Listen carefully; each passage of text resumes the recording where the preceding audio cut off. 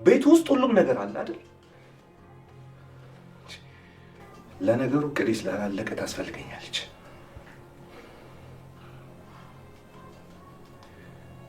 ደግሞ እንዴት አድርጌ ነው እዚህ ቤት ውስጥ ይዣት የምመጣው?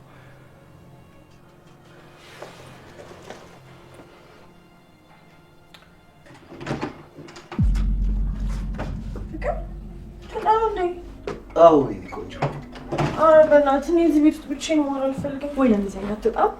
ምን ለሚዘኝ አትወጣም? አዎ ልወጣ ነው የእኔ ቆንጆ፣ ግን ቃል እገባልሻለሁ። እሺ አልቆይብሽም። ቶሎ ኑኑ ምን እንዳደረገችሽ አላውቅም፣ ግን አሳግተሻል። እሱ ሳያንስሽ ደግሞ ሐሰተኛ የምርመራ ውጤት አሳይተሽ ሸውርሻት። ቆይ አንቺ ማነሽ እንደዚህ የምታደርጊው? ማነው መብቱን የሰጠሽ? ለምንድን ነው ሰው ፊት መልአክ መስለሽ የምትታየው? አንደኛው ጥፋትሽ ደግሞ ሌላ የተደበቀ ጥፋትሽን ይዞት ይወጣ ነው። በምንድን ነው እንደዚህ ተማምከው? በጣም እየተንጣጣ ነው ታውቋል። እንዴትም ቦምብ ያንስ ነው። ስሚ፣ እንደዚህ የተሽለኮለክሽ ከፖሊስ እየተደበቅሽ ህይወት አይቀጥልም። ምንም አታስቢ፣ ገና ከዚህ በላይ ትገረሚያለሽ። አሁን የስም መመሳሰሉ ነው አይደል የገረመሽ? ሙሽራው እኔ እንደነበርኩ ስታውቂ የዛኔ ፊትሽን ማየት ነው። በቃ ልሂድና መፍታት የምችለውን ነገር ልሞክር፣ አሊያ ደግሞ ምን ማድረግ እንዳለብኝ ከንግግሩ ሰምቼ አንድ እርምጃ ያቀድማለሁ። እሺ በቃ ቻው። ቆይ ትናንትና ደግሞ የወጡ የወጪዎችን ዝርዝር እያየው ነበር። ምንድን ነው? ለምን ትጠይቅኛለሽ? ያላለቁ ብዙ ነገሮች ነበሩ። አንቺ እኮ ስራውን ከተውሹ ቆይሽ። ያንቺን ነገር ለማሳካት እየተዋከብኩ ነው እንጂ ያለ አግባብ የወጣ ምንም ነገር የለም። ግን እኮ ብሩ በጣም ብዙ ነው። እንዴ ሄለን፣ እኔን እየጠረጠርሽኝ ባልሆነ። እንደዛ ካልሽ ደግሞ አንዴ ወደ ድርጅቱ መምጣት አለብሽ ማለት ነው። እንደዛ ማድረግ እንደማልችልማ በደንብ ታውቃለህ አይደል እንዴ? ስለዚህ ያለሽ አማራጭ እኔ ማመን። እሺ ጥሩ፣ በቃ ምንም ነገር እንዳይፈጠር እሺ። አሊያ ግን ምን ማድረግ እንደምችል ታውቃለህ። እሺ በቃ አታስቢ። አሁን ለማንኛውም ቶሎ ሂጂ፣ ሌላ ነገር ሳይፈጠር። ከቆይሽ ደግሞ የቀረሽ ይመስላል። እሺ በጣም አሪፍ። ተባብራችሁ መንገዴን እያስተካከላችሁት። ሰላም ውዴ ቻናሌ ቤተሰቦች እንዴት ናችሁልኝ? እንኳን ወደ ሰብለ ዩቲዩብ በሰላም መጣችሁ። ደህና ናችሁ ሆይ? እንግዳ ድራማ እንግዲህ ጉድና ጅራት ከወደስተኋላ ነው እንደሚባለው የቴዲ ጉድ እንግዲህ ብዙዎቻችሁ ቴዲ ምንም አላማረንም የሆነ የደበቀው ነገር አለ እያላችሁ ስትናገሩ፣ እኔ ግን የምሬ ነው ብላችሁ በጣም አምኜው ነበረ። ቴዲማ በጣም በቃ ተቀይሯን ብዬ እንግዲህ ወሽመጣችን ቁርጥ አድርጎታል ቴዲ ማለት ነው። ቴዲ እንግዲህ ለመሲ ሽምግልና እንደላከ ሁላችንም አይተናል። ሽምግልናው ባይሳካለትም ነገር ግን እሱ ሌላ ጉድ ይዞብን መጥቷል። እንግዲህ እንግዳ ነው። በነገራችን ላይ ድራማው ልክ እንደ ስሙ ተግባራቸው ሁሉ እንግዳ የሆነ ነገር ነው እንግዲህ እያሳዩን ያሉት። በባለፈው ክፍል እንግዲህ መሲ እቃዋን ጠቅላ ወደ ቴዲ ሂዳ ነበረ። እሱም እንግዲህ እኛ ሞክረናል አልተሳካም፣ ስለዚህ አብረን እንኑር ነይ ብሏት ነበረ። እሷም የሄለን ሰራተኛ ሁኜ እንደዚህ ከምኖር ወጥቼ ካንተ ጋር እየኖርኩኝ መማርና የራሴን ህይወት መቀየር ፈልጋለሁ ብላ እንግዲህ መሲ እቃዋን ጠቅላ ወደ ቴዲ ቤት ሂዳ ነበረ። አዲሱ ቤት ገና አላለቀም፣ እየተስተካከለ ነው፣ ቀለም እየተቀባ ነው። ስለዚህ እዚህ ነው የምንቆየው ብሎ የድሮ ቤቱ ነበረ እንግዲህ እንድታርፍ ያደረጋት። እሷን ከተቀበላት በኋላ ግን ቴዲ እቃ ልገዛዛ ብሎ ከቤት ወጥቶ ነበረ። መሲም እንግዲህ ይመጣን ብላ ቤቷን አስተካክላ ብትጠብቀውም እሱ ግን ሊመጣ አልቻለም። ለ2 ቀናት ስልኩን አጥፍቶ እልም ብሎ ሁላችንም እንግዲህ ሄለን አሳግታው ነው ይህን ነገር ስላወቀችና ስለደረሰችበት እሷ ናት ያሳገተችው ብለን ሄለንን እያማናት ነበረ። እንግዳ ድራማ ላይ አሁን ላይ ብዙ ነገሮች ትንሽ ዘብረቅረቅ እያሉ ይገኛሉ። ሄለን የቴዲንና የመሲን ሽምግልና በትክክል የምታውቅ ይመስለኛል። ነገር ግን እንዳላወቀች እያስመሰለች ትገኛለች። እንግዲህ መሲ ብትጠብቀው አልመጣ ሲል ወደ ቤተሰቦቿ ቤት ሂዳ ኑኑያትን ወደ ቤት ይዛት መታ ነበረ እና እንግዲህ ኑኑያት የተቀመጠችበት ሶፋ ላይ ጡት ማስያዣ ተቀምጦ አግኝታ በነገሩ ደንግጣ፣ መሲ ግን ካሁኑ እንግዲህ ገና ትዳር ከመያዜና ከቤት ወጥቼ እኔ ቴዲ ጥሩ ሰው ነው ብዬ መስክሬለት አሁን ላይ በህቴ ፊት አልዋረድም ብላ የኔ ነው ብላ እንግዲህ ነገሩን ለመሸፈን ሞክራለች። ቴዲም ደግሞ እንዳትጠይቀው ከዛ በኋላ ቤት ውስጥ ብቅ አላለም። በመጨረሻ እንግዲህ ጭራሽ ለመሲ ወረቀት እየተላከላት ከዚህ ቤት በፍጥነት ውጭ ያለዛ ወዮልሽ የሚል ማስፈራሪያ ወረቀትም እየተላከላት ነበረ። እንግዲህ ይሄ ነገር ማለት ሄለን ታውቃለች ማለት ነው። ከሄለን ውጭ እሷን እንደዛ ሊላት የሚችል ሰው አለ ብዬ አላስብም። መሲም እንግዲህ እቃዋን ጠቅላ ተመልሳ ወደ ቤተሰቦቿ ቤት ሄዳለች። በእርግጥ ከቤት መውጣቷን ቤተሰቦቿ አያውቁም ከኑኑያት ውጭ ማለት ነው። እና እንግዲህ ታግቶ ነው ብላ እሷን በጭንቀት እየሞተች እያለ አይንዬም እንግዲህ ስለታገተችባት በጭንቀት ውስጥ ነበረች። በመጨረሻ ግን ከ3 ቀን በኋላ የቴዲ ስልክ እንግዲህ ይሰራል እና በጣም ነበር የሚያሳፍረው ቴዲ ያደረገው ነገር።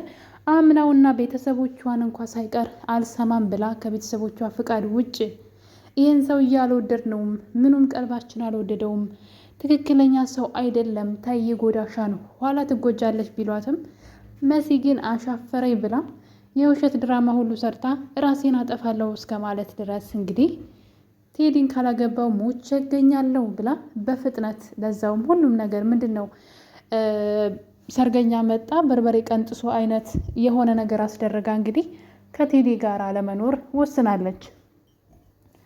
ቴዲ በጣም እንደሚወዳትና ካለሷ መኖር እንደማይችል በተደጋጋሚ ሲናገር አይተነዋል። በጣም እንደሚወዳት እንደዚህ ወድጀሽ ማጉድ አሰረኝ መሲ እያለ ከናሆም ጋር እንኳን ሲያያት በጣም ይታገል ነበረ። ነገር ግን አሁን ላይ ነገሩ ሁሉ ብልሽት ብሏል። ቴዲ የተደበቀ ማንነት አለው። ቴዲ አስመሳይና ውሸታም ሰው ነበረ። ሲጀመርም እሷን የቀረባት ሄለንን ለመጉዳትና የሚፈልገው ነገር ስላለ ነው። እሷን አልቀረባትም ማለት መሲ ወንጀላቸውን ስለምታውቅ ታጋልጣቸዋለች። እሱም ደግሞ አብሮ ይታሰራል ማለት ነው። ስለዚህ መሲን በፍቅር ቀርቦ እሷን ማባበል ነበር ያለበት ትልቁ ስራው ማለት ነው። እንግዲህ ቴዲ ያየነው ነገር ምንድን ነው? ከመሲ ከተለየ በኋላ ያስቀመጣት ፍቅረኛው ጋራ ነበር ሄደው። ያ አዲስ ቤቱ ገና አላለቀም፣ ቀለም እየተቀባ ነው ያለው ቴዲ የውሸት ፈጠራ ወሬ ነበረ። ቤቱ አልቆ አዲሱን ፍቅረኛውን እዛ ቤት አዲሱ ቤት አስቀምጦ ከእሷ ጋር እዛ ቤት እየኖረ ነበረ። መሲ ስትደውልለትም ስልኩን አጥፍቶ ለ3 ቀን ሙሉ ጥፍት ያለው ሆን ብሎ ነበረ። ሌላ ህይወት እያለው እንግዲህ መሲንም እሱ ህይወት ውስጥ አስገብቷታል። ያው ወጥመድ ነው እንግዲህ ለመሲ የተዘጋጀላት እና መሲ በጣም ነበር ያሳዘነችኝ። የምሬ ነው የምላችሁ። በጣም ነው እኮ የምትወደው። ሰው እንዴት እንደዚህ ማስመሰል ይችልበታል?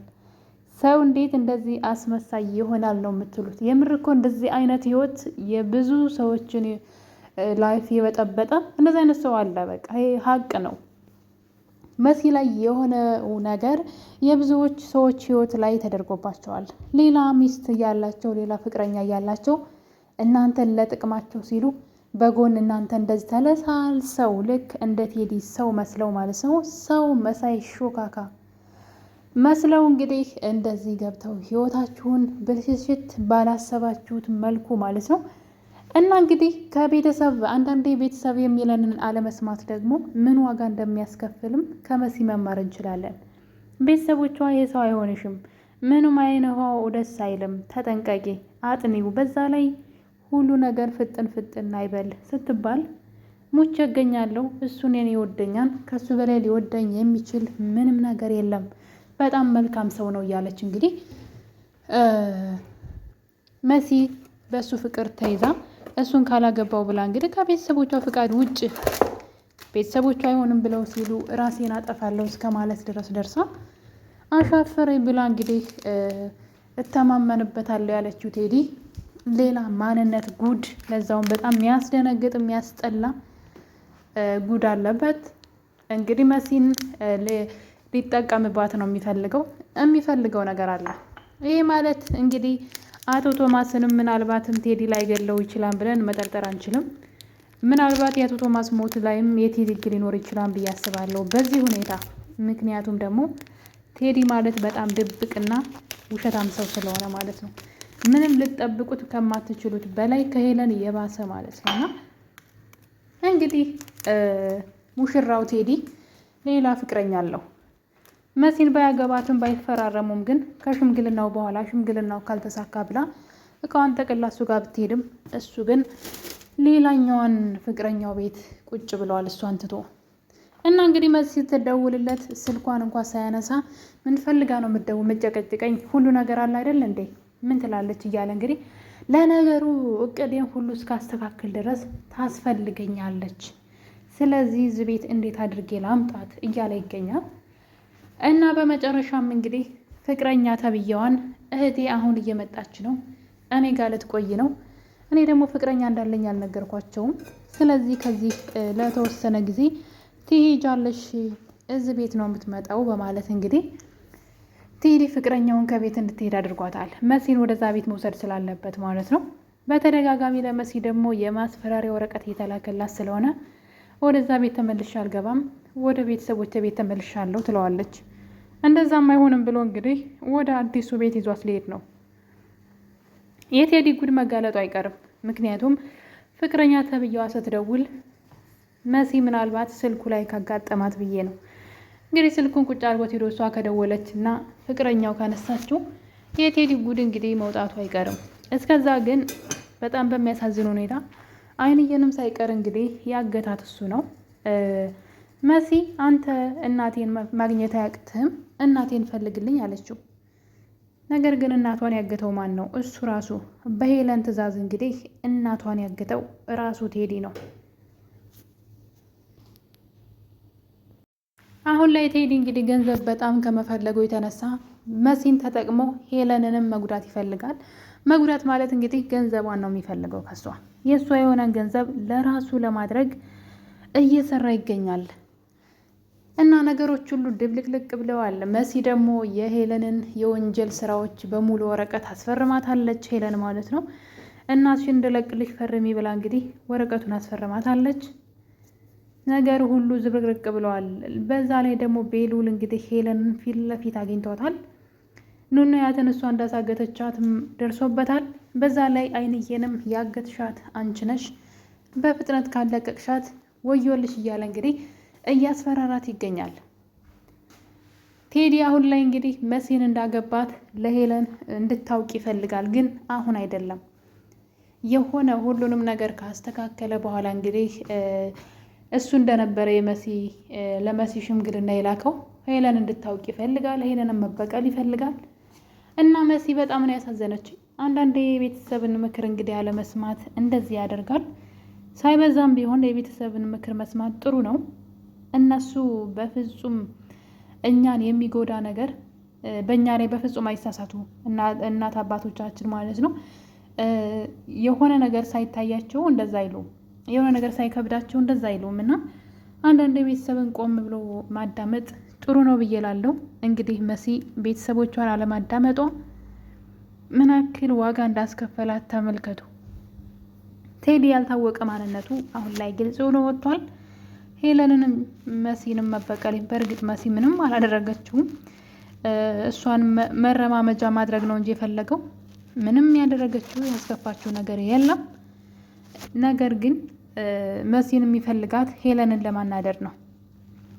የገዛ ሰራተኛዋን እንዳፈቀረ ሄለን ስታውቅ የሚሰማትን ነገር ማወቅ ይፈልጋል።